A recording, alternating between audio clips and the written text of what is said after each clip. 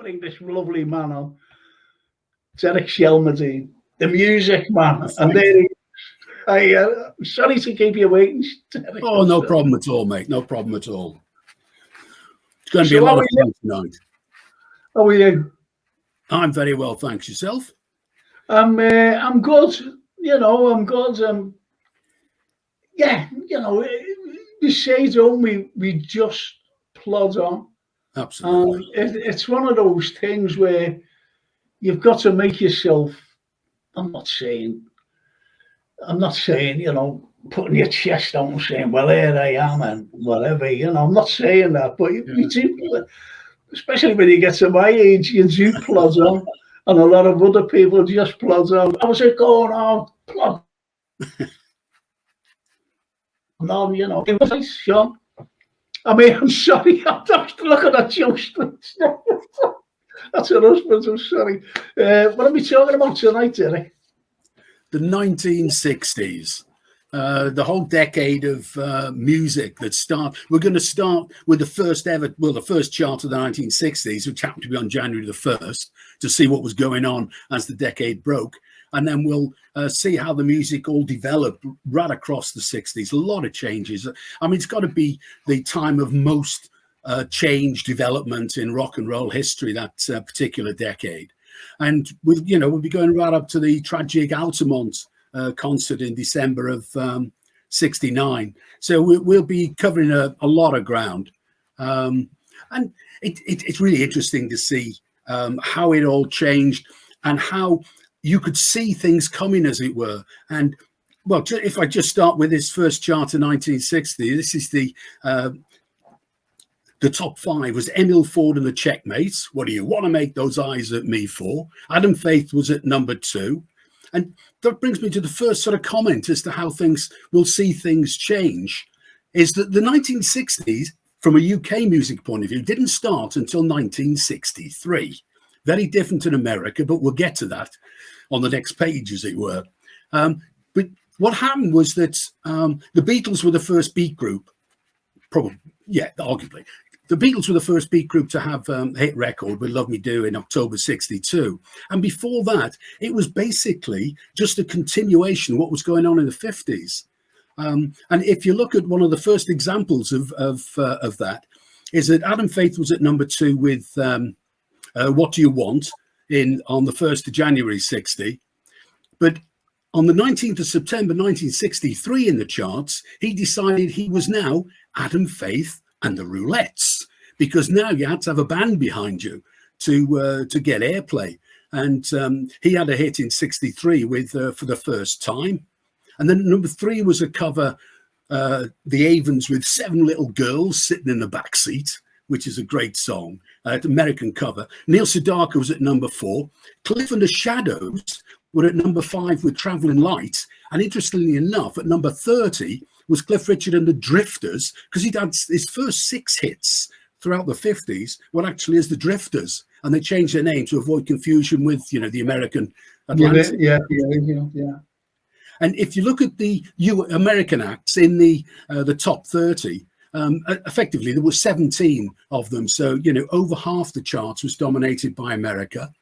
But the first couple of sort of beat music things are very much associated with Liverpool in 1960.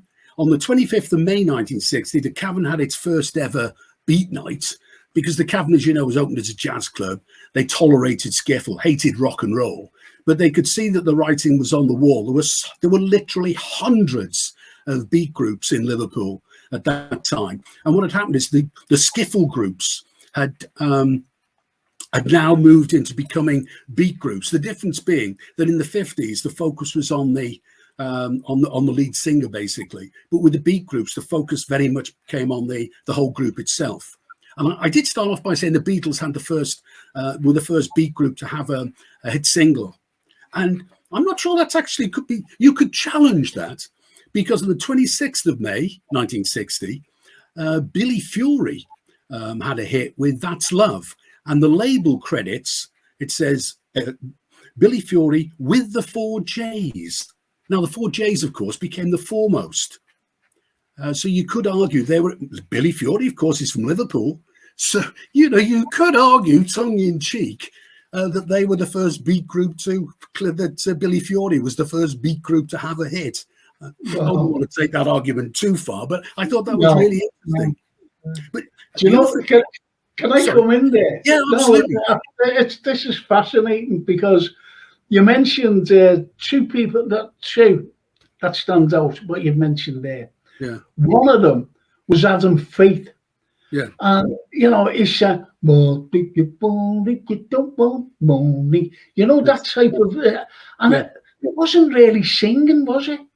It wasn't really singing, if you know what I mean. And the other one, I thought was mad, I'm being honest here. Sitting in the back seat, kissing and a hugging with Fred. What do you think? He would have picked a better name than Fred. Kissing and a hugging with Fred. Ooh, that song. But they were the hits. Can I just say hello back to these lovely, lovely people? Dave Luntz, Fabian and Frank, hope yourself and the family are well, and everyone else. Oh, that's great. Thank you, Dave, everyone here too. Andy Gamble, he's the sponsor of this show. Wow. Hi lads, hope you're both well. Thank you, Andy. Thank you so much. I'd love Andy to call. You'd be made up with Andy because he's in Searching, and they're so big in Germany, Yeah, they're big in Germany, Searching. Yeah. Joe Street says, I saw Emil Ford and the Checkmates at the Floral Hall in Southport in 1960. All the memories are flooding back with everyone you mentioned, Derek. Isn't that lovely? Absolutely. Lee Brady. Hello, Frank and Derek. And again, he says, I think OMD were from Liverpool too. Yeah. OMD. And Charlie was kissing and a hugging with Frank. It must have been a heck of a backseat of a car to have 7 girls and Fred on it. But even then, going back then, Derek, I said even, what do you think there was a better name than Fred? Kissing and a hugging with Fred. Anyway, carry on. Sorry there. Yeah, just to show how things weren't changing that much in the early 60s, the first chart at the beginning of 1961, 5th of January, of the people in that, 7 of the artists, this is just the top 30, were people who were also in that 1960 hit. Again, it was Cliff, Adam Faith, Johnny and the Hurricanes. Emil Ford was in that chart as well. The Shadows again, Russ Conway and Marty Wilde. So you can see it's just the 50s carrying on. But again, to bring it sort of up to date, as it were, on the 7th of April, 62, was when Mick Jagger and Keith Richard met Brian Jones and Charlie Watts. And what it was is Brian Jones was the guitarist with Alexis Corner's Blues Incorporated. At the time, he was calling himself Elmo Lewis. And that was at the Ealing Club. So that was the first time they actually met on the 7th of April, 62. But I thought we'd jump forward then to the Beatles now. So we're really getting into the Beat era. And it was the 11th of October, 62. They entered the UK charts at number 49. And a couple of interesting things there is 2 other songs in that top 30 were the Tornadoes. They were actually number 1 in that chart. And they were actually the first group to have a hit in number 1 in America. In the November of 62, Telstar was a number 1 there. And the other one that had scored a number 1 was Akabilk with Stranger on the Shore. That was at number 47 on that same monastery. No, can I come in there, Derek, please? Absolutely. Because you mentioned, you mentioned a couple there, but one of them was Telstar, Tornadoes. Tornadoes. And even the Shadows, they were all musical, wasn't it? No lyrics, no nothing, just musical. And it's strange how even Russ Conway, you mentioned Russ Conway, again, just musical. So was just music then, just music. I'm talking about playing the piano and playing, even Akabilk, Stranger on the Shore, that was more jazz, wasn't it? Well, that was trad jazz. So it shows that trad jazz was still scoring chart positions up until 63. And what's interesting about that chart again, 17 of the top 30 were American acts, but that really changed. So I thought we'd jump forward to the end of 63. I mean, beat music came of age in 1963. I mean, that's when everybody was having the hits, and there were 17 beat group and associated songs on the top 50 this time. 8 of those were Mersey beat groups, and 7 of the songs were actually associated with the Beatles. And this is quite an interesting area to look forward with as well. And now in the top 30, to keep the comparison the same, there were only 5 American acts in the top 30. So, you know, by the time we get to the end of 1963, it really is a different story. I mean, the Beatles had 6 songs. There were 6 Lennon McCartney songs on the in the top 50. Foremost were there with 2 of them. I'm in Love, Hello Little Girl. Billy J. Kramer was there with I'll Keep You Satisfied. And of course, the Rolling Stones were there with I Want to Be Your Man. And that's 6. Why did you say 7 associated? Well, Dora Bryan was at number 20 with All I Want for Christmas is a Beatle. Was that it? Dora Bryan, the actress? Yeah, it was there. And I mean, it's really interesting that you can really see by the end of 63, the whole landscape has really, really changed. And one of the reasons for that was because the music scenes really varied now. They diverged. At the end of the 1950s in the UK, what we saw was that the skiffle groups and the English rock and roll groups, they morphed into beat groups. But in America, it was a completely different story. 1959, the golden age of rock and roll was well and truly over. Little Richard had found God on tour in Australia. Jelly Lewis brought his 13-year-old cousin's daughter as his wife over to the UK. That was the end of his rock and roll career.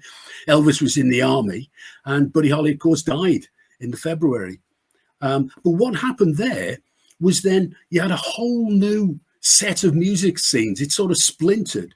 You had rock and roll became the whole teen idol thing with people like Fabian and Frankie Avalon. And what's interesting, when Buddy Holly died, the Winter Dance Party tour carried on, and Buddy Holly was actually replaced by Fabian and Frankie Avalon. You know, this new clean cut all American boys. Yeah. Oh, absolutely, all American. And surf music emerged in 1961. Dick Dale's Let's Go Tripping is generally considered to be the first surf record. And of course, the Beach Boys were hot on the heels of that. So, you know, you had the whole surf thing going on. And Phil Spector, he emerged in the very early 60s with his Wall of Sound, the Crystals, Ronettes, and the like. So again, you've got all this disparate number of avenues going on, and the dance crazes. I mean, Chubby Checker, well known for various twist records, but there were a host of people making records about dance crazes.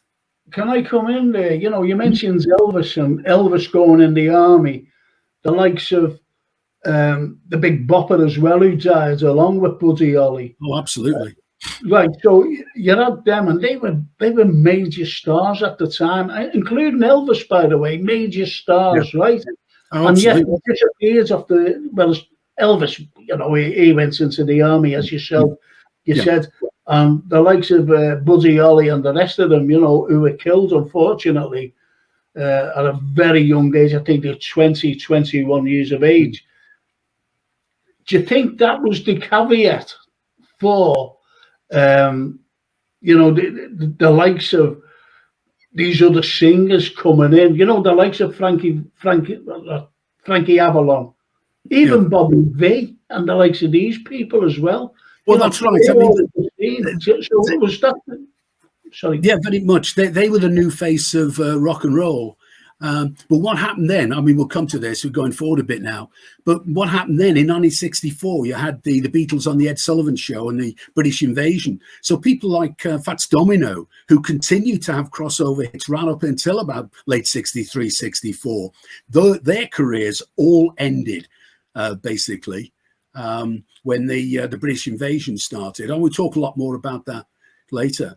But what's interesting is, there's just one other key thing that was going on in early America in the early 60s. That was when soul music arrived. And again, if you look at the dates, you had two key labels there, Motown, and the first Motown record was released on the 30th of August, 59. And on the Atlantic record, which was the other big soul record, the Drifters had their first crossover hit. Crossover being they had been having R&B hits since the mid-50s. But on the 29th of June, 59, they had their first crossover hit into the pop chart with There Goes My Baby. And that was the first one with Benny King, as it happens. But what that means is that they were now selling from like the very beginning of 1960 to a whole new audience. And that whole new audience was a white teenage audience. So you can see that America was developing in a very different way. And that's very much borne out by, if you look at the first singles the various beat groups had, you got that Billy Fury and the Four J's, who became the foremost in 1960.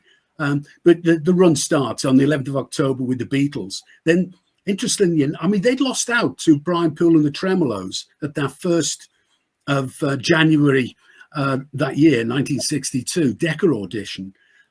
So Brian Poole and the Tremolos released their first record in about the April, Twist Little Sister. Didn't do anything on the charts at all. It took them 5 records before they managed to score.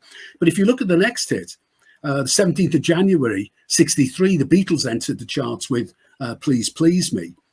So, what's fascinating about these kind of conversations is every time you look at some aspect of music that the Beatles are involved in,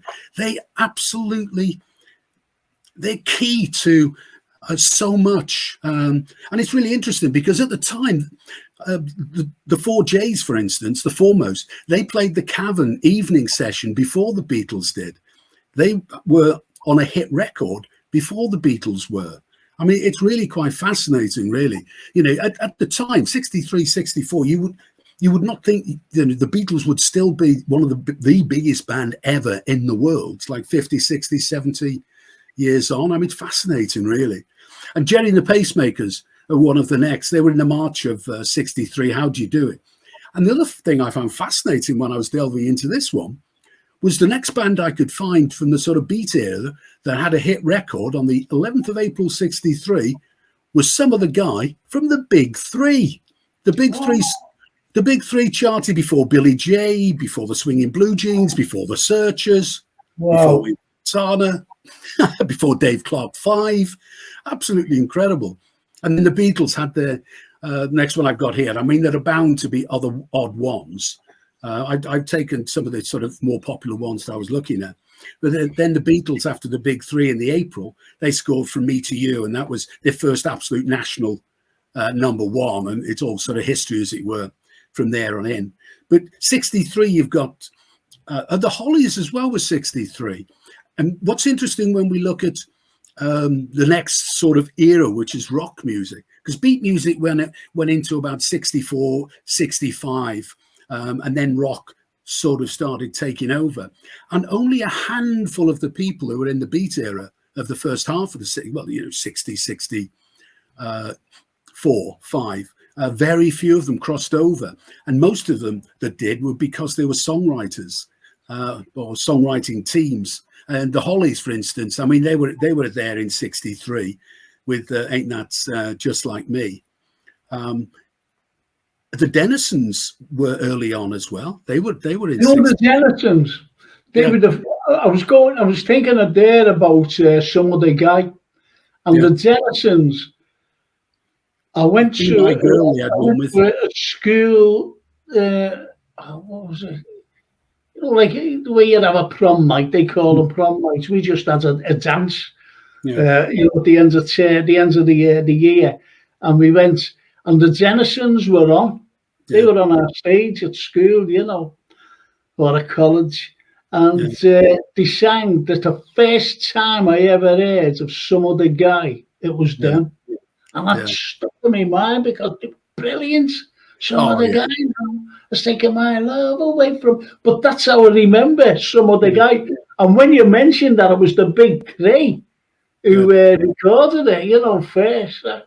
Brilliant. Yeah, This is what I love about it. Can I just mention these, please? Oh, yeah, absolutely. Shane McGowan always says, even if Frankie gives me a pint, thank you, Shane. Charlie Wood says, Dora was dressed in as a schoolgirl, ready, steady, go, singing All I Want for Christmas is a Beatle. I didn't know that. Charlie Wood says, Jan and Dean were big at the time too.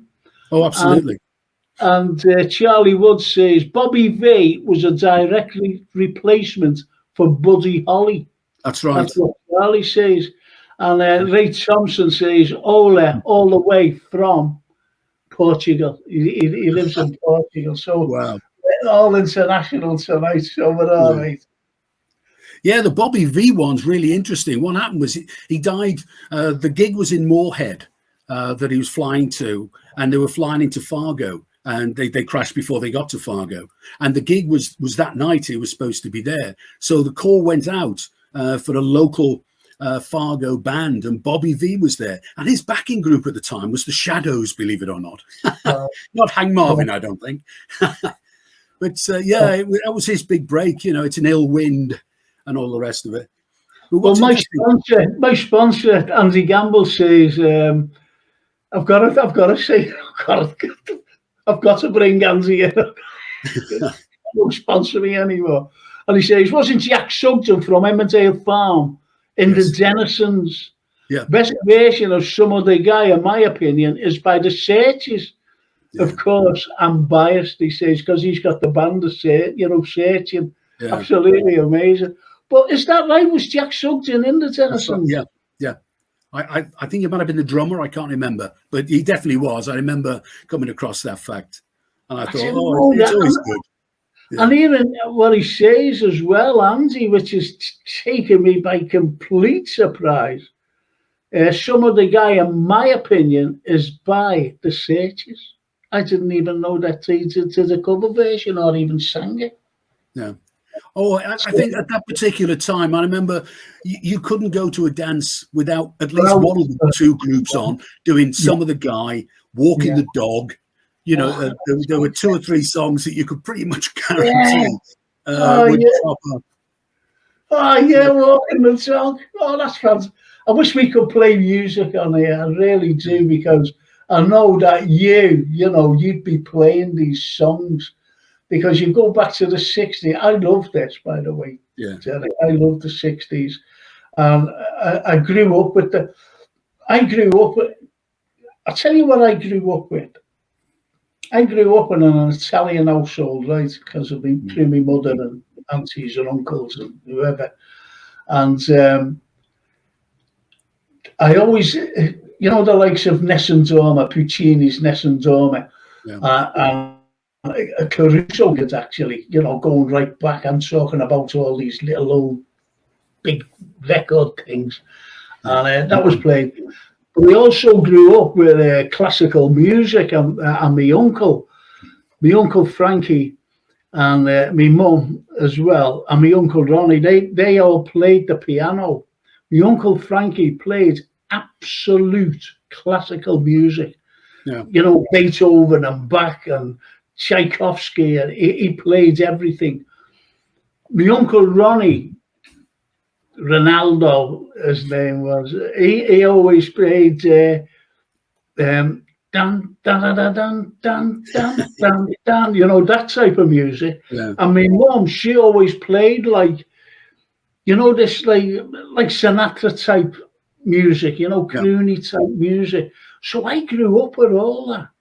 I grew up with everything. Yeah. I really did. So I was blessed by having a piano in the house and all these people playing all types of different music, and even getting the old Italian, the likes of Nessendorma, as I said, Rossini. I had all these, everybody, in the house. So that's how I grew up. So I was really privileged, but my main aim Can I tell you my first record I ever bought? Absolutely. Shall I tell you? I went down to buy, this is absolutely genuine. I went down to buy Please Please Me. Kid, went down to buy it. And our Stevie came down with me, and he was 4 years older. If you know what I mean. I got a slap off when it says anything out of order. So I went down, and we went into town, and he ended up buying through him. You know, he made me buy it, and it was Jimmy Justice. Right. There is a rose in Spanish. You know exactly. that one? Yeah, covers Benny King. Exactly. And, you know, I bought that. I went home and I started crying. I said, I didn't want this. He got a slap on me. She made him bring me down to, but, you know, she gave him the money, obviously, you know. So we get the Jimmy Justice one. And I went down and got Please Please Me, which is, that's what I mean. All this brings in such great memories. Greg Davis says, first of the Merseybeat Band's records, Howie Casey, later of Wings and many others. Absolutely. And the seniors 62 on Fontana.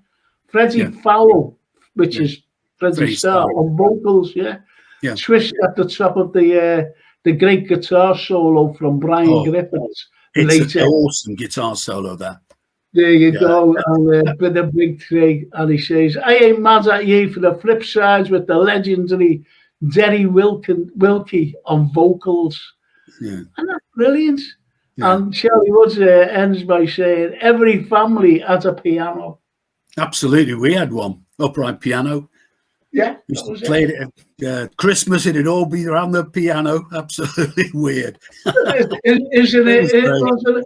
Now, there's my little granddaughter. She's 9, and she goes to Lippe, and she can play the piano and read music. How about that? Paul McCartney could. That's right. Well, carry on. This is great. Yeah. Well, what we're now moving is to really where the 60s starts to move up a gear. The British invasion was great. The only time in history where British bands have dominated the American music scene. 3 cheers for the Brits.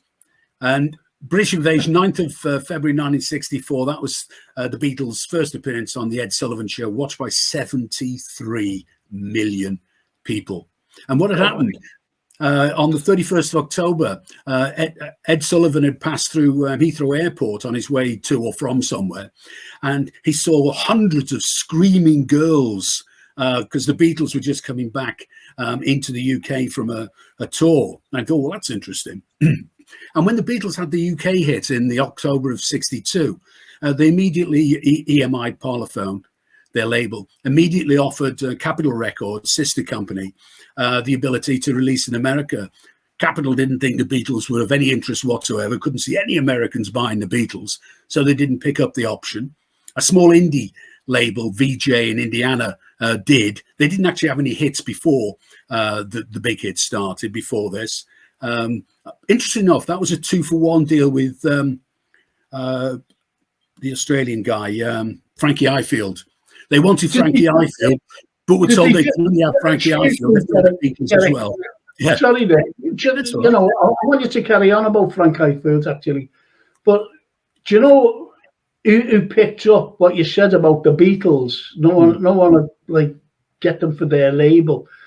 Did they just take a chance, or did they see the potential in the Beatles? They were an indie label. They wouldn't have known much about the Beatles, but they must have seen that they had a chance, because I mean they were a small independent label, so any money they spent on marketing or whatever was coming out the back pocket, as it were. So they must have taken them on because they could see something that Capitol Records. That's what I mean. You know, potential. Yeah. I go ahead. I'm sorry about that. I get excited, you see. When you mentioned Frank Ifield, you know, so yeah, that's exactly. Yeah, that was a 2-for-1 deal. I thought that was great. And a pre-Monkeys, Davy Jones was on that same Ed Sullivan Show with them. And another really big change came around in '64 as well. with the advent of pirate radio in the UK. Up until that time, popular music was a rare commodity on the radio. The Light program was the thing that happened before Radio 1. And it was 28th of March 1964 that Radio Caroline, which was the first pirate station to broadcast, and they used the Stones' Not Fade Away, which I thought was an interesting choice, because if you weren't listening to the Light program, the only place you could really hear pop music was on Radio Luxembourg, 208 medium wave. But the problem was that the signal very famously faded in and out, and I often wonder if that was tongue-in-cheek, the reason they chose the Stones' Not Fade Away as the first song. Do you know where Radio Luxembourg was? That actually from Luxembourg? Yes. Yeah, it was transmitted from there. They've been going since about the 30s, I think, or certainly the 40s. I just thought that was a brand name, if you know what I mean. You know, a brand name for the radio station. I didn't know it was from Luxembourg. No, I think it was mainland. Yeah. And then you get to 1965, and Mods and Rockers, the Who, Small Faces, came around in 65, and they were really a bridge between the beat music of the early 60s and then the rock music, the Hendrix, Cream and the like, that was just around the corner. And of course the Mods and Rockers used to have a bit of a contretemps every bank holiday weekend at various seaside resorts. The first of those was in 64 at Margate. And interesting that the Who's first single, I Can't Explain, so February 65, the backing vocals are from the guys that became the Ivy League. So they were quite often on sessions. And Jimmy Page, the jury's out on whether he performed on that. Apparently he did record with them, but the thing was that often they'd have a number of takes of a particular song. And as far as I can gather, nobody seems to be quite sure if Jimmy Page actually plays on the version that was released as the single. And of course, the Small Faces, What You Gonna Do About It, was their first hit in 65 with the original organist, Jimmy Winston. Ian McLagan replaced him sort of shortly afterwards. But another surprising thing is the A-side was co-written and produced by Ian Samwell, who was one of the original members of Cliff Richard's Drifters group. So he sort of pops up. So the thing is, when as you mentioned about the Drifters, not the Drifters, but Cliff Richard, and they just seemed like to disappear, didn't they? But as you just said, he was one of the co-writers. So they don't disappear, do they? They're still in the music business. A lot of them are. I mean, at that time, so many people were in sort of semi-pro bands and small bands that never really went anywhere, as it were. So a lot of people in the early days actually did, go back into proper jobs, I think, as it were. But a lot of people, found their way particularly into engineering and front desk mix at concerts, road management, and all that sort of side of it. I mean, it's a really interesting time. If you're looking at the sort of from beat to rock, it's worth having a quick look at the Yardbirds, because they're a good example of a band that's spread across the years from 1963 to 1969. I mean, they did their first gig at the Crawdaddy in September of 63. So, I mean, they were there pretty much at the beginning. They were managed by Giorgio Gomelsky, and he was the guy that managed the Rolling Stones before Andrew Loog Oldham nicked them off him. And that was why they were at the Crawdaddy. The Stones had been the house band. And then Eric Clapton came on the scene in the October of 63, replaced the original guitarist Top Topham. And they recorded with Sonny Boy Williamson II in 63. They cut an album at the Crawdaddy with him. And what's interesting is whole Coles to Newcastle thing. Because of the success of the British groups, the British R&B groups like the Stones, the Animals, the Beatles as well did a lot of R&B in the early days. They really revitalized the career of the early blues men and early R&B people. I mean, Muddy Waters now, you know, if you're into music, is a bit of a household name. But if it hadn't been for, you know, the beat groups and the R&B groups, these guys would all have just stayed in disappeared. Yeah, purity. Yeah. yeah. And Eric Clapton, well, they had their first single, Good Morning Little Schoolgirl, another blues classic in the 64. Eric Clapton joined from Eric,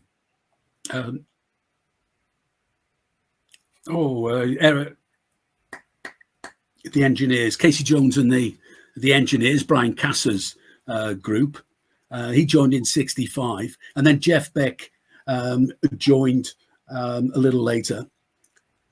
Jimmy Page joined as the bass guitarist initially. Paul Samuel Smith left, and he joined as bassist, of course, moved to lead guitar. And I'm not sure how happy he was about it, but Chris Dredger then moved from guitar over to bass. And Peter Grant became their manager in mid-66. Mention him because he was the one of the people who put Led Zeppelin together with Jimmy Page. And they had their last hit single in 65, but they had their last gig in 68.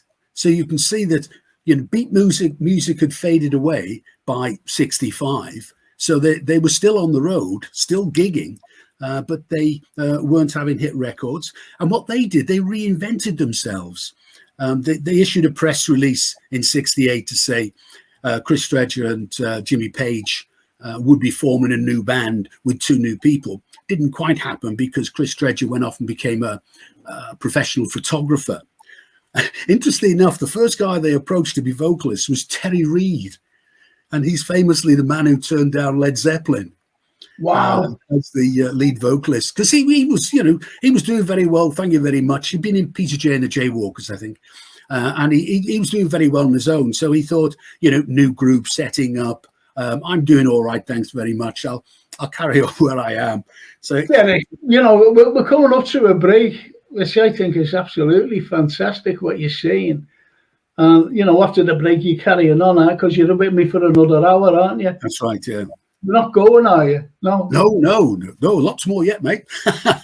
Good job. Well, just one of these out there. Only a couple there. Charlie Wood says, Davy Jones said, this is what Davy Jones apparently said, these won't be very good, obviously, the Beatles. They are from Liverpool. Davy Jones said. But I remember who sang 1, 2, 3, oh, that's how... Len Barry. Len Barry, 1, 2, 3? Yeah, that's him. Well, he turned around. But Len Barry turned around and said, these won't last long. I remember him saying it. Len Barry. And he never lasted long, did he? And Ray Thompson says, Caroline, still going, started by Rowan O'Reilly, sadly passed away a few years ago. I didn't know that it was still going. Yeah. I didn't know that Radio Caroline was still going, because we all tuned into Radio absolutely. Caroline, every single one of us. Yeah. And that Radio Luxembourg when I was a lot younger. You know, I was a kid. Jack Jackson, was it? You know, and that name always resonates with me, Jack Jackson on Radio Luxembourg. So listen, I'm going to go for a quick break. I'm going to make myself a cup of tea. And Jason's going to put a little clip on. And I hope you'll enjoy it. I want you to watch it. Yeah. Sorry there, Derek. All this technical stuff, you know what I mean? All this, I'm doomed. We're all doomed. We're all doomed. Do you know, when you were mentioning a few things there, you know, Hendrix and the way they took to the scene, you know, everything was about lead guitars. What was your opinion of George Harrison and his lead guitar? I thought he was good. Yeah, I wouldn't put him in the same class as someone like Eric Clapton or Hendrix or some of those. But no, he's very good. He's got quite a distinctive style, a bit like Dave Gilmour in the Pink Floyd. You know, you tend to know that you're listening to Dave Gilmour when he's playing something. And I think George is like that. I think his style is fairly distinctive. Can I tell you something about Gilmore? Yeah. Dave Gilmore. Can I tell you something? I was on holiday in Rhodes. Rhodes it was in. Anyway, I was there, and I went up to meet some people, from Glasgow. So I went up to meet them, and the next, I'm sitting out, just sitting there, and there was an open bar, and there was one fella, seeing him coming along like that, and sitting at the bar, and he had a guitar over his back, if you know what I mean. And he got this bevy, and then he turns his guitar around, and I was only sitting there, and there was a couple like sitting away, an elderly couple they were. So, and he started strumming, and you know what? And I'm like, and who was with at the time was my ex, And I said, I know him. And she said, he was in Marmaris last year. I said, was he? Yeah. He's in one of the bars. That's how we know, because she said, and I know. So anyway, I get up to go for get a bevy in. And I said to him, that was great, that. I said, yeah, do you want a drink for playing? I thought he was busking or something. And he said, no, it's okay. I said, that's when she came over and went, was you in Mama's last year? In a couple of bars, because we know you. And he nearly fell off a stool. He said, no, he said, I'm Dave Gilmore. And we looked at each other because he changed. Yeah. He changed. And I went, oh. Well, I said, I'm awfully sorry. I said, and he went, sorry. And it just gave him a laugh. And he says, I haven't changed that much, have you? Have I? And I went, yeah. I said, I'm sorry. Anyway, he brought us into his house, it was Billy. Brilliant. And it was pink. It was all pink. Oh, wow. He said, come over. And who just left him on a yacht? Right, who just left him? And he pointed down into this bay, because it was overlooking a bay as this particular place. And we overlooked like that. And he said, do you know who's on that yacht? It's just left us now. He said, that's why I came over and just have a couple of beers. Was Bob Geldof. Oh, right. I don't like Geldof, to be honest. And Elton John. Wow. Elton John just left.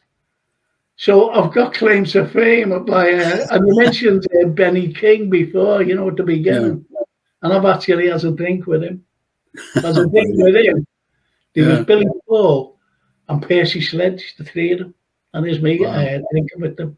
I was at a function, you see. Yeah. It's unbelievable, isn't it? Absolutely. It's great meeting people like that. Oh, and they're so humble. Yeah, exactly. Especially, that Gilmore lads. And, you say to someone, and they say, I'll go ahead and believe that. Good job, Julie was with me, to say. That's what she said. Must have been a marvellous last year. And I took it in as well, must have been. And that's when she came. Wasn't you playing in bars last year? Oh, screw that. Anyway. Brilliant. Go ahead, I'm sorry. Just thought today, just slipped that in. Yeah. No, it's good. I mean, we're very much now at the birth of rock on the American side, and we're still on the West Coast. And the Doors, of course, probably the most successful and well-known of those bands. They actually came from the merging of a couple of bands, Rick and the Ravens and the Psychedelic Rangers. And the band name's really interesting. It sort of comes from Aldous Huxley's novel, The Doors of Perception. But that's got its roots in William Blake, the Marriage of Heaven and Hell.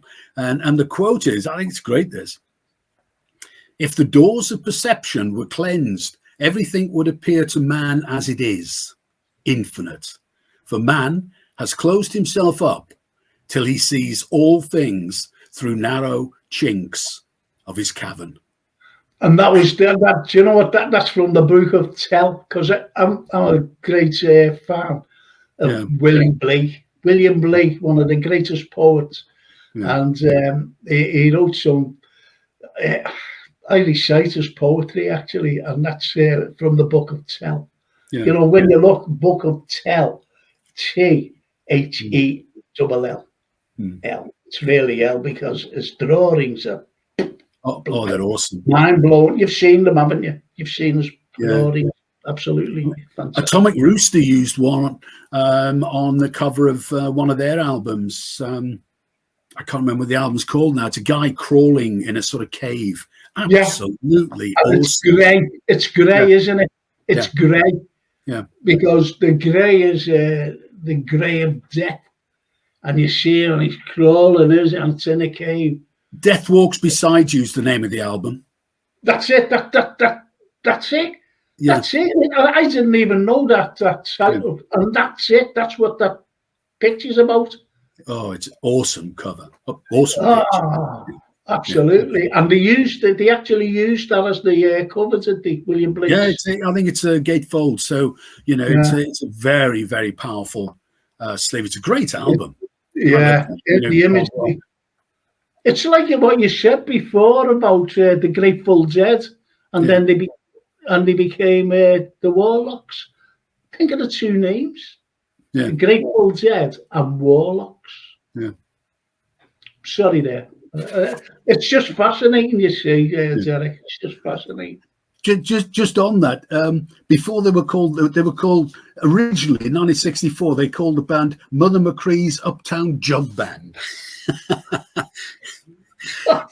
because that was this sort of era of jug band music. You know, it was going into vessels, glass vessels, a bit like skiffle. It was a sort of American skiffle music, in a way. But you still get that, though, don't you? You still get that where people blow into like jars and bottles, but you still get that today.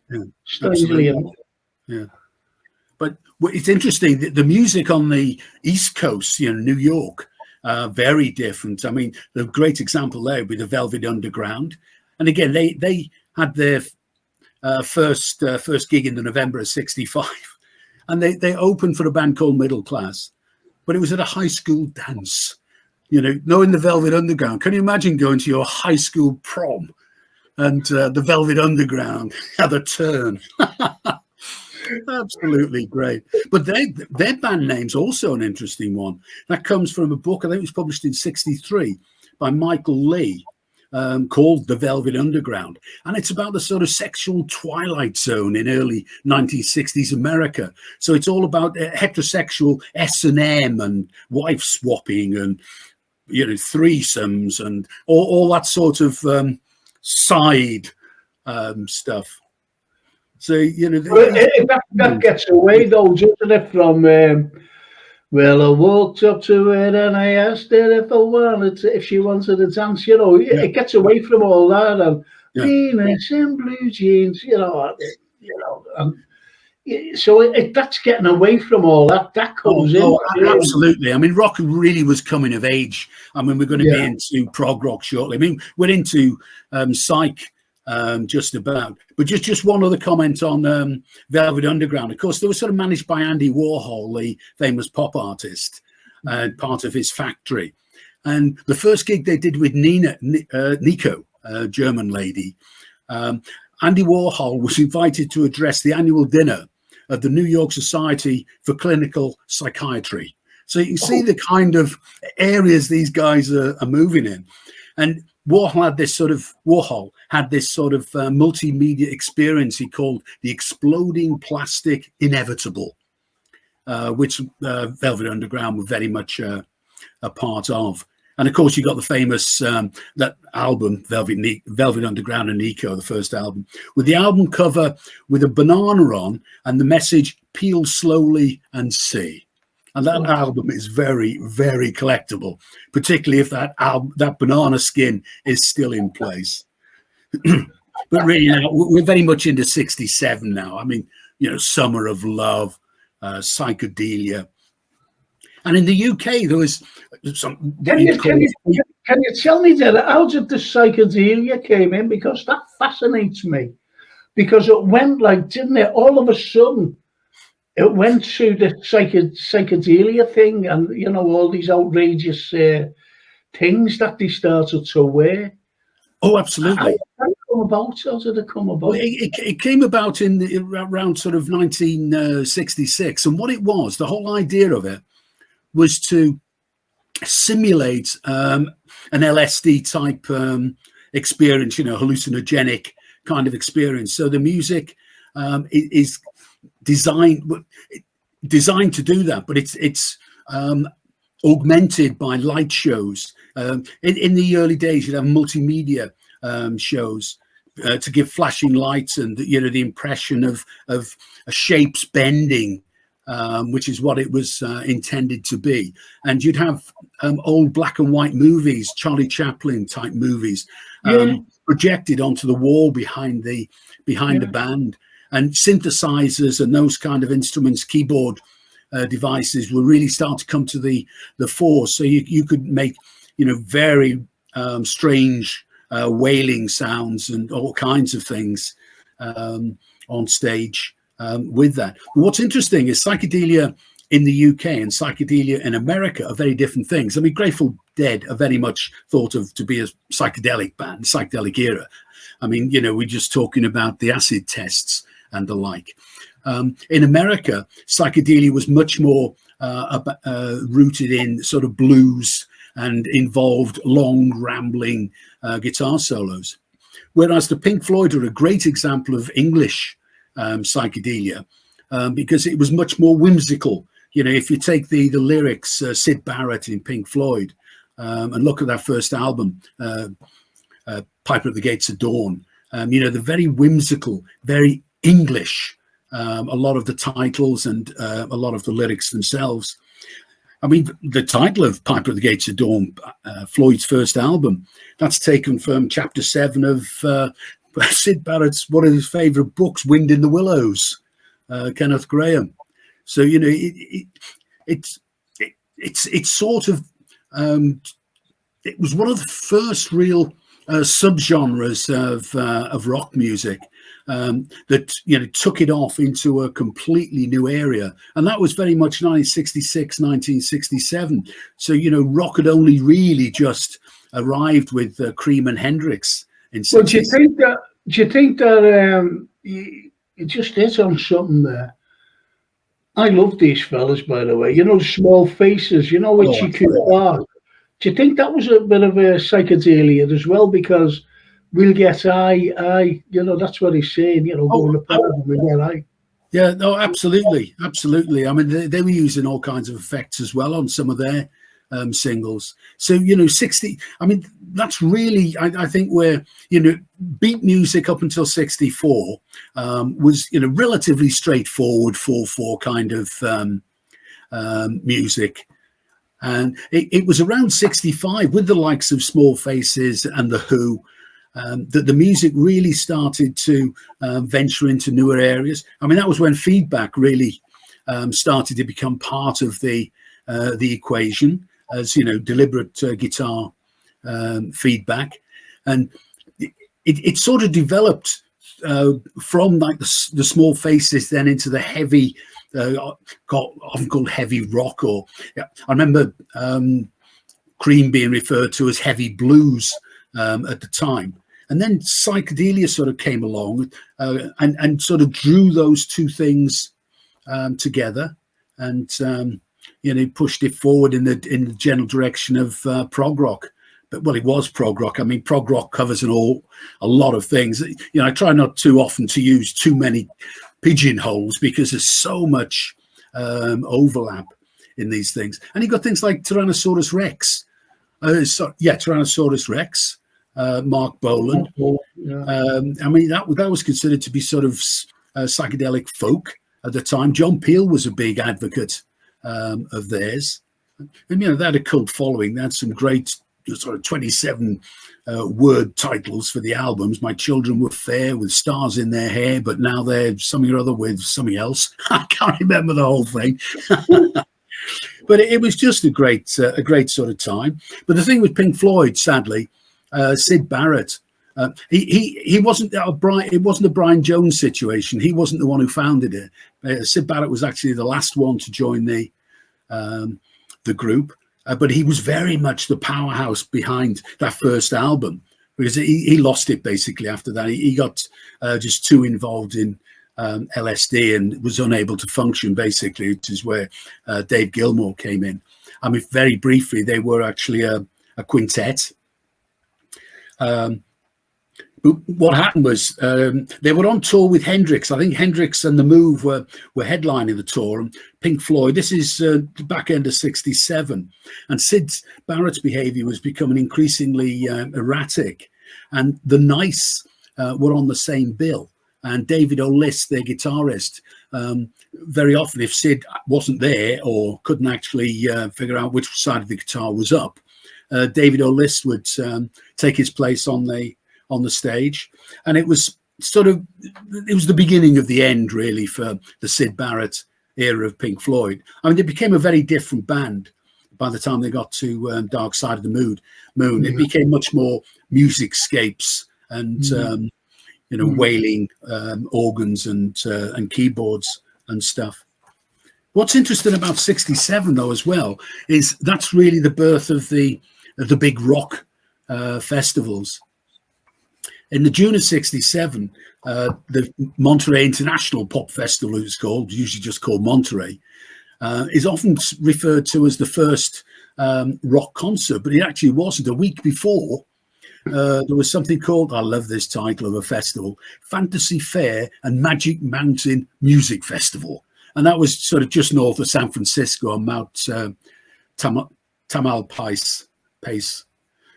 And if you look at some of the bands that were there, it was the same as the Monterey. It was the Doors, Jefferson Airplane, Country Joe, Canned Heat. Oh, love Canned Heat. So do I. Oh, Canned Heat. Oh, Canned Heat, absolutely awesome. Amazing. Yeah. I love them. And at the time they came out, everybody was into like all the British bands and On the Road Again. And it's brilliant.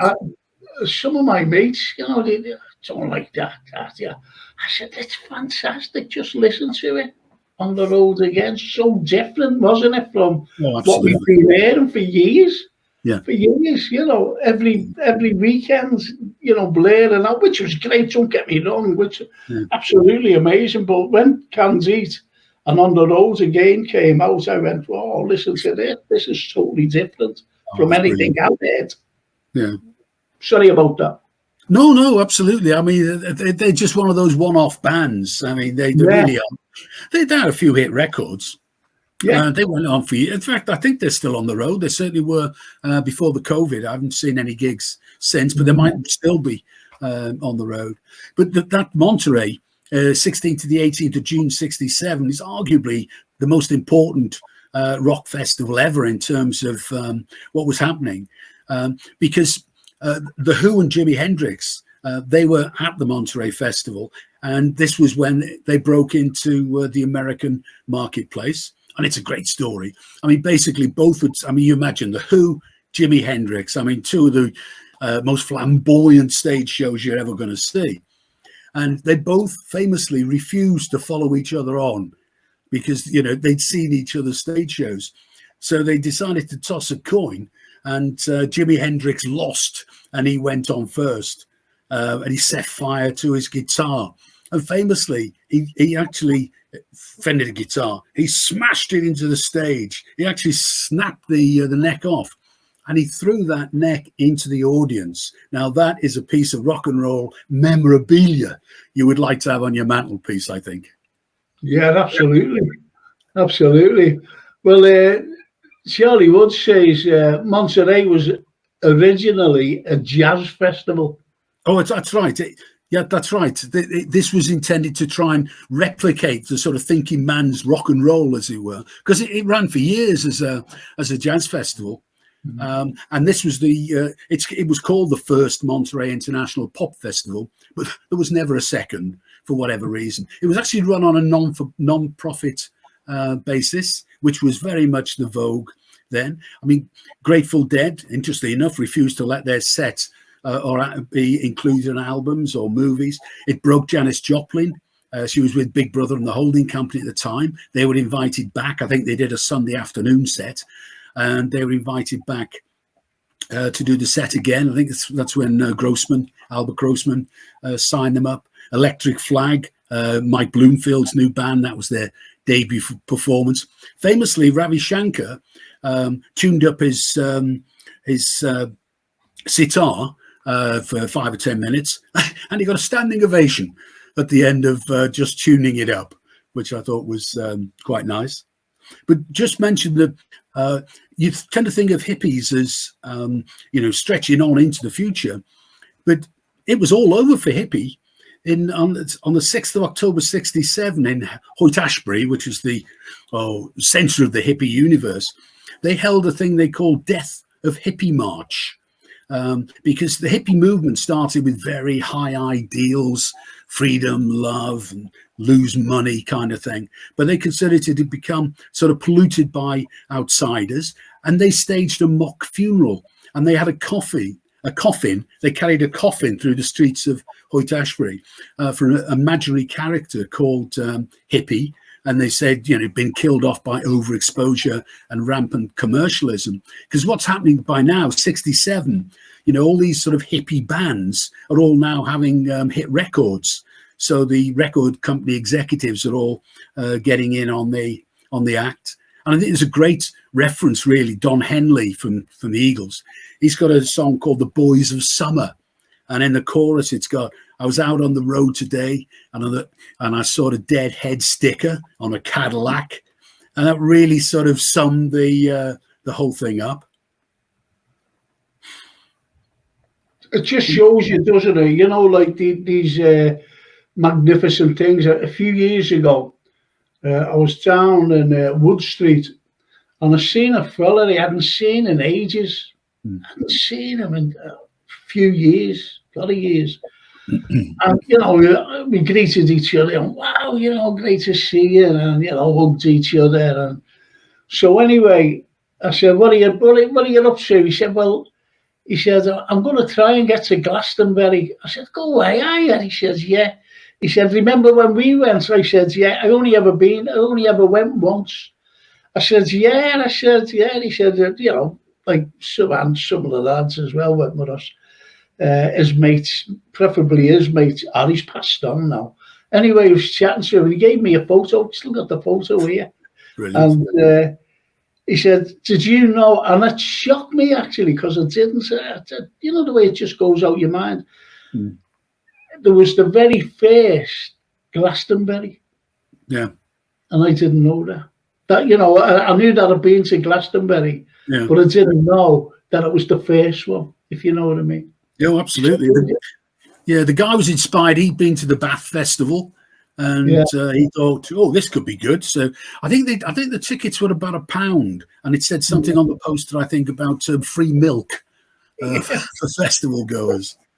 It was unbelievable. It was unbelievable, and it was nice, actually. It was a nice weather, because the alternative years, as it went forward, sometimes it lasts down and you see them in mud.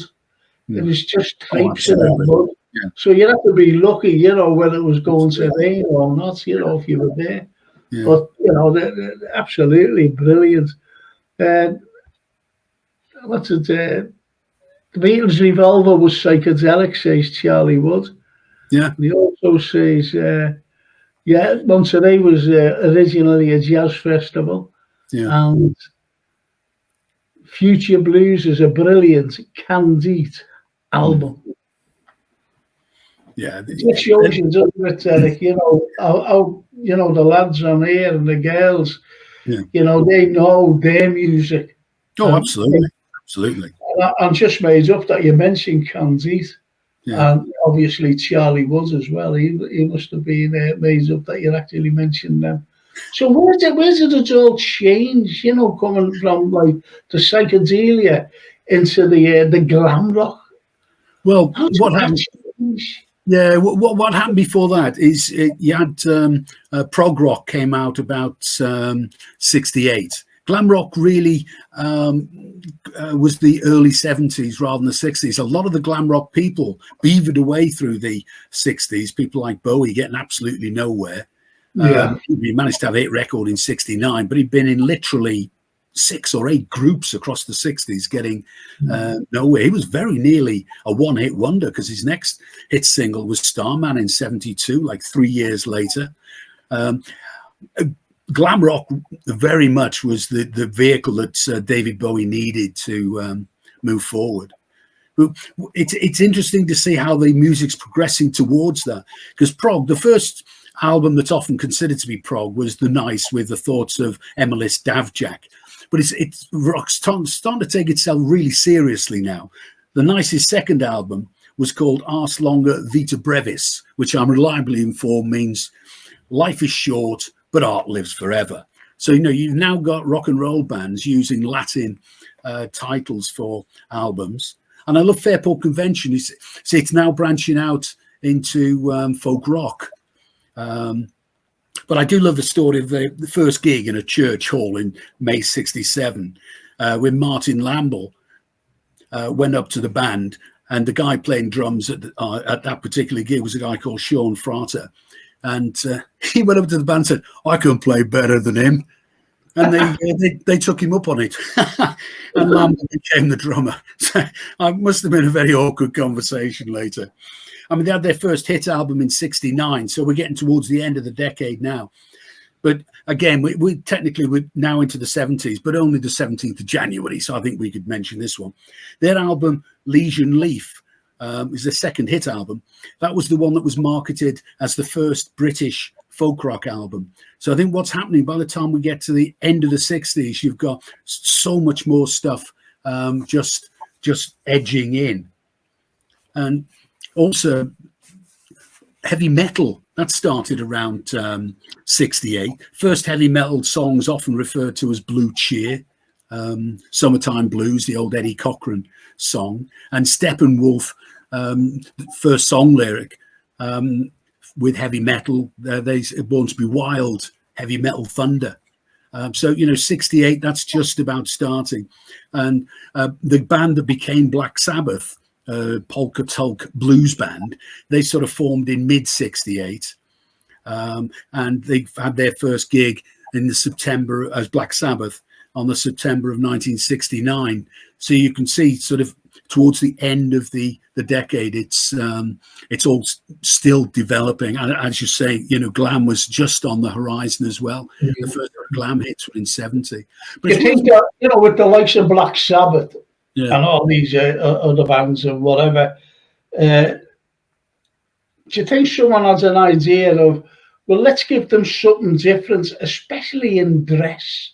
You mentioned Bowie, because when Bowie came out as Ziggy Stardust, he was, totally different, wasn't he? He was totally different. Then you had the likes of Sweet, the Sweet, they get all this glam rock. Everything was glam.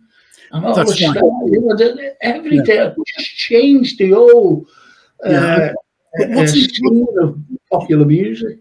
Yeah, what's interesting, I think, is that the marked difference is that the music wasn't really developing in the sense that we've been talking about earlier. What it was now, it was much more about the image.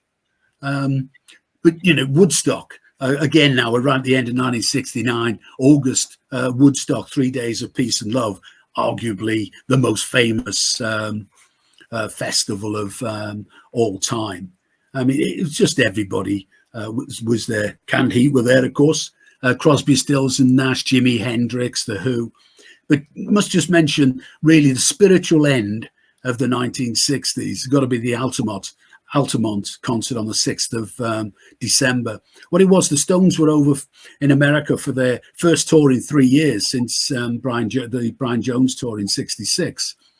And they tacked this free festival onto the end of it. Now, in the July, they'd done a free Hyde Park concert, and they'd use the local branch of the Hells Angels to police it. So they thought it'd be a good idea when they got to California to use the Hells Angels to police that as well, not realizing that the Tunbridge Wells chapter of the Hells Angels wasn't quite the same animal as the Fresno chapter of the Hells Angels. And, you know, to better that, rather than pay them in folding greenback notes, the Hells Angels were provided with $500 worth of beer. And you can imagine, this is 1969, when, you know, a pint in the UK was going to cost you about 2 and 9 or 3 and 6 or something. Exactly, yeah. $500 for what couldn't have been more than a couple of dozen Hells Angels. It was a good old night out. Yeah, I know there's spending out coming up and drink with us. But what happened, though, I mean, the thing was out of control from the beginning. I mean, there's lots of footage of this, and the Hells Angels were whacking people with billiard cues. Grateful Dead was supposed to appear. They got off their helicopter or cars or whatever. They walked down. They took one look at what was going on, the escalating violence. They turned around back into the helicopter or cars, whatever it was, and they didn't even go on. Marty Balin, Jack Jefferson Airplane were also on. One of the Hells Angels KO'd him, so he was laid flat out. But I mean, the tragedy comes, of course. A guy called Meredith Hunter. He was near the front of the stage, and he pulled a gun. And of course, you know, this is America. People shooting people on stage wouldn't be completely unheard of. And one of the Hells Angels, guy called Alan Passero, he jumped on top of him, stabbed him to death, basically. He was tried for murder, but he was acquitted. You know, all of the eyewitnesses, you know, said that it was essentially a sort of self-defense in defense of others kind of situation. But I mean, that really was the spiritual end of the 1960s, you know, the 60s dream of optimism, you know, the whole hippie concept. Yeah. And I always remember when Scott McKenzie's San Francisco, and people were actually getting married to that song. They were getting married to it. Yeah, I can believe it. You know, so they married it. How they married each other, I don't know. But that's it was very powerful stuff. And Mark Kinney says, is it true lyrics on music, like the Beatles song, and others is like poetry made into music? It is poetry, isn't it, really? Oh, absolutely. I mean, you wouldn't want to try and put a line, I think, through poetry and some of the lyrics in some of the songs. I mean, Bob Dylan's just a great example of that. He is the poet, isn't he? He is the poet, Dylan. Yeah. I mean, there's so much more we could have been talking about. I mean, we didn't get into the whole Vietnam thing and protest singers and all that. But I mean, what was interesting about the 60s as well, some of the lyrics, you know, trying to work out some of what Bob Dylan was talking about and some other writers. I think you've got to remember that the mid-60s, early 60s was a time of literary stream of consciousness where the lyrics don't, you know, James Joyce and the like, you know, they don't, you know, they don't actually necessarily need to mean what the author thinks they mean. They're often there to be interpreted by or reinterpreted, in fact, by the listener, as if there's no sort of absolute meaning to them. And I think there was so much going on in the 1960s. It's a fascinating era. Well, you've only got to look at Give Peace a Chance. Yeah. And what's his name? There's something in the air. Call out. Yeah, there's tons of clap movement. Tons of clap movement. You know, you had the likes of that San Francisco, Scott McKenzie as well. You had the likes of that. You know, go to San Francisco, wear flowers in your hair. Exactly. All across the nation, there's such a vibration. You know, and so that was the vibration of a revolution, more or less. You know, it was a social revolution. I mean, basically, it was a time of real change. I remember rite of passage when I was 11. You know, you passed or failed 11 plus when you were 10/11, and the rite of passage was when you went to big school. You moved out of short trousers into long trousers, because basically the teenager wasn't invented until the mid 1950s. And youth culture didn't really arrive until rock and roll in the mid 1950s, James Dean. But it was the 1960s where youth became actually a sort of buying, not commodity, but a buying power. You know, the Carnaby Street. For the first time, really, in the early 60s, you had real diversion between the sort of parent culture and the youth culture. You know, it was a very, very different era. I mean, the whole hippie concept of moving away from money and belongings and freedom, it was very, very, very different. I mean, where we are now with our woke times, this is really, I think, an unintended consequence of the kind of ideals that were held in 1966, 1967. You know, of just having freedom, equality, no war, everybody looking after everybody. I mean, that was where the 60s was trying to go. But I think the sad fact of life is that as a species, I mean, we sent a rocket into space a few days ago to find foreign intelligence. We can't even get on with each other. What exactly we'll do, Johnny, walking into brick walls. Yeah. That's what we're doing. We always walk into brick walls, and we're the ordinary people. But you know, I'll be a little bit political here. It's what you call the neocons, the globalists who start these wars, and these are not the military, by the way. These are global. These are neocons. They want resources. They want regime changes in every other country that they deem not a enemy, but if they've got resources, they want those resources. So if anyone's not pro-American or whatever, you know, they go in and regime change and everything's all right then. So, but that's the way it is.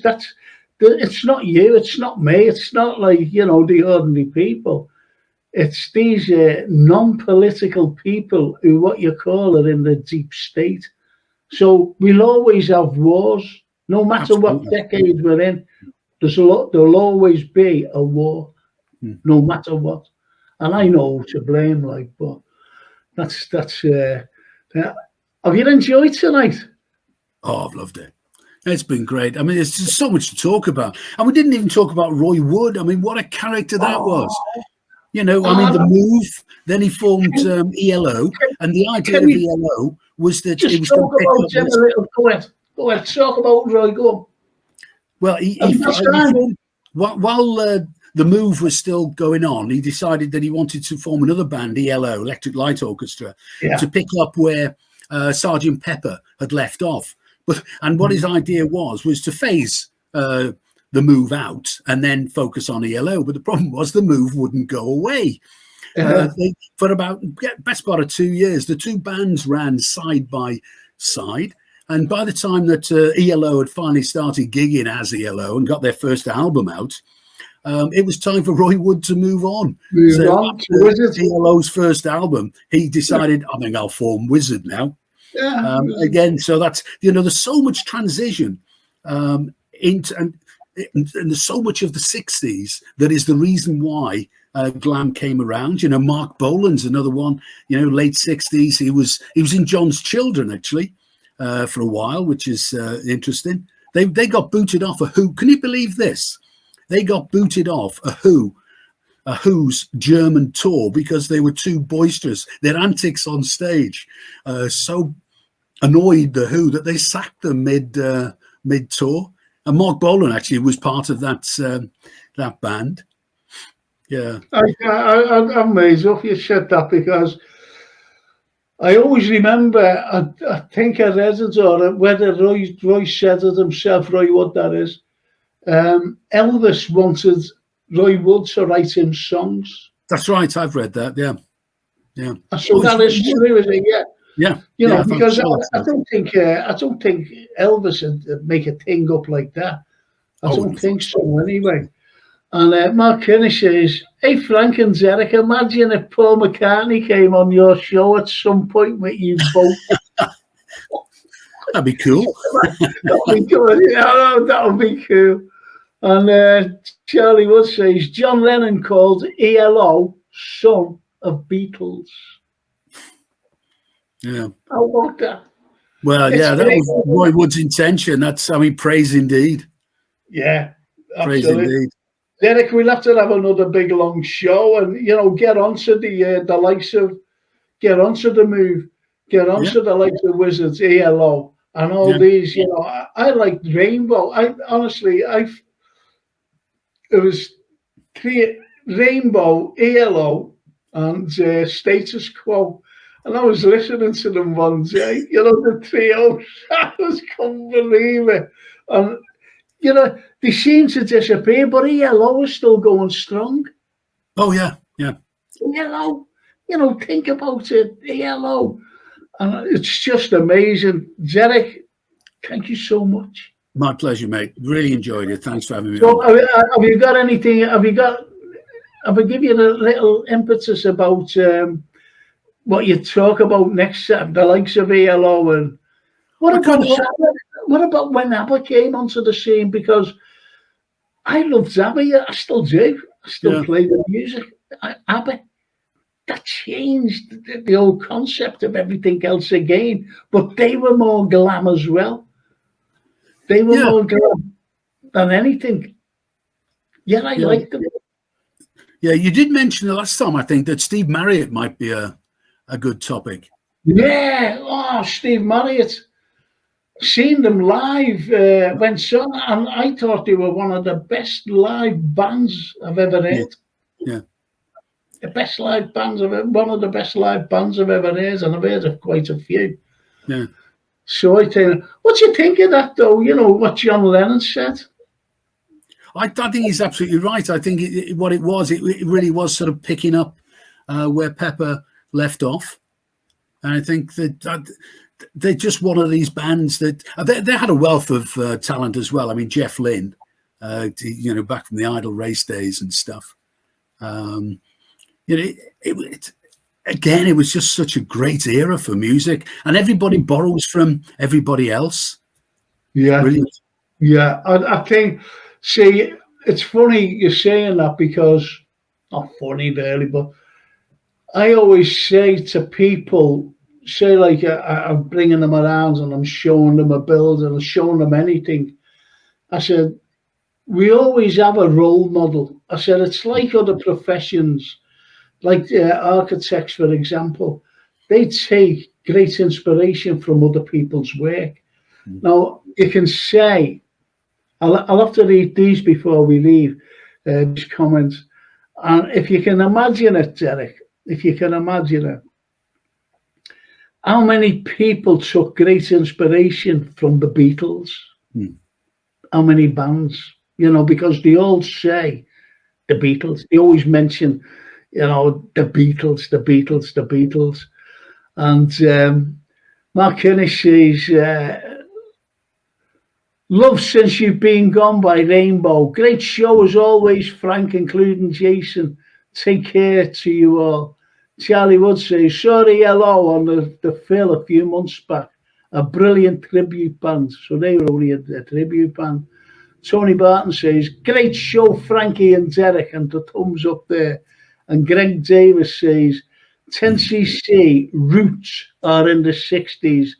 Fascinating band and history. 10cc. Absolutely. Yeah. 10cc. They've gone now. I mean, they split up, didn't they? And then Godley and Cream. I mean, it's surprising how many people are on the road. On the website, I've got this page that looks at 60s and 70s artists who started then, still on the road. And to be honest, they're still alive. Most of them are on the road. And what's nice is now, since COVID, because for about 2 years, I hardly updated it because nobody was doing anything, just cancelling gigs. But I've started updating again now. And you would be surprised that just about everybody, it's the Undertakers. I mean, they're gigging regularly. The Undertakers. I mean, everybody's sort of out there. It's really good.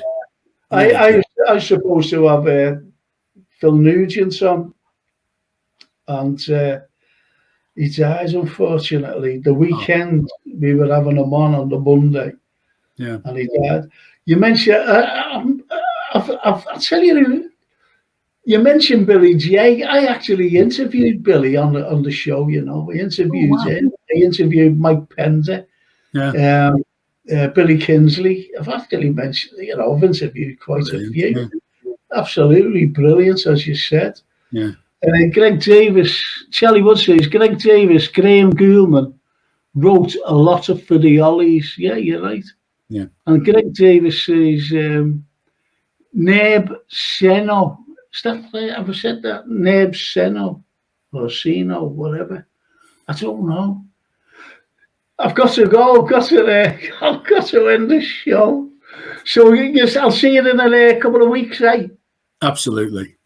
And we listen, Derek. You've got to say. I know I go on. You'll have to tell me to shut up now. You know, and to carry on with what we're going to. Brian Jones. That is Greg Davis. I said name. You know, that it was Brian Jones. With Brian Jones. Good night, chaps, says Charlie. Was yeah, but chaps. Right? Good night, chaps. He's not Hell's Angel, is he? Calling us chaps. Derek, thank you so much. I've enjoyed it. Cheers. No, just enjoyed you and all what you've been saying, and great memories for me. And I think it's great, you know, about bands. And I'd love you, as you said, even the small faces. You know, Roy Wood, you've got to talk about him. You've got to. And Greg Davis mentions the Undertaker's Phil Needs Your Heart. You know what? I used to see them at the Iron Door. I loved the Iron Door. And the Searchers was actually the resident band. I had Jeff Hogarth on, and he owned the Iron Door, and I had him on the show, and I was chatting to him, and he just by the way, you know, and he said, well, the Beatles plays at the Iron Door, you know, for me. And I went, did they? He said they did. That just took me by surprise, because I always thought, you know, the Cavern and exactly. Absolutely brilliant. So that's Jeff. And Jeff is the uncle of Jason Pennington. Brilliant. Yeah. Brilliant. Can you Rock and Roll Unraveled, where can people get it? You can order it at any bookshop because it's on the the wholesaling lists, or you can get it directly from the website rockandrollunraveled.com. You can buy it directly from me, signed obviously. Get it on Amazon. It's available through Amazon. And it's available in Liverpool Library as well. So if you want to have a look at it, it's in the library, in Liverpool. Yeah. Mine used to be in the Liverpool Library, and someone robbed it, I think. Someone robbed it again. I don't know how many copies they had, you know. But anyway, people kept robbing them. Wasn't me who was robbing them, by the way. It's about my own book, but anyway. Greg Davis says, would be a great interview if you could, Brian or Frank. Great show. Would be a great interview if you could, Brian or Frank. Great show, guys. Thank you. Thank you so much. That's nice, that. That's nice. Anyway, so I'll see you in a couple of weeks. Yeah, absolutely. Is that okay? Yeah. But another 2 hours if you've got the time. Yeah, okay. I'll sort out the details with Jason. That'd be brilliant. Yeah. Absolutely And brilliant. as I said, tell me to shut up. I'll go on. You want to talk. I keep stopping you see. But I get excited, you see. Get excited. No, I think the conversation and moving and shooting off in different directions, I think that's all part of the fun, to be honest. Yeah, it is, isn't it? You know, it's and the people enjoy it, you know, when you've got the comments there and whatever. But anyway, once again, Derek, thank you so much, and I'll see you in a couple of weeks. And the likes of you out there, I'd like to thank Gap Painting Services for sponsoring the Frank Carlisle Show, and Derek with us as well, sponsoring the Frank Carlisle Show. I have to thank Jason Pennington for producing the show, because without Jason, I wouldn't be sitting here tonight doing it, you know, having a clue. And I think the captions give you a big hint of that anyway. Couldn't get them right, unfortunately. But anyway, I shall see you all again next Monday with the history show. I'll have the history show back on next Monday. I'll see you tomorrow night if you're a football fan on the podcast, Liverpool FC. And again on Thursday, the podcast. So we're having a pre-match and a post-match discussions about Liverpool Football Club.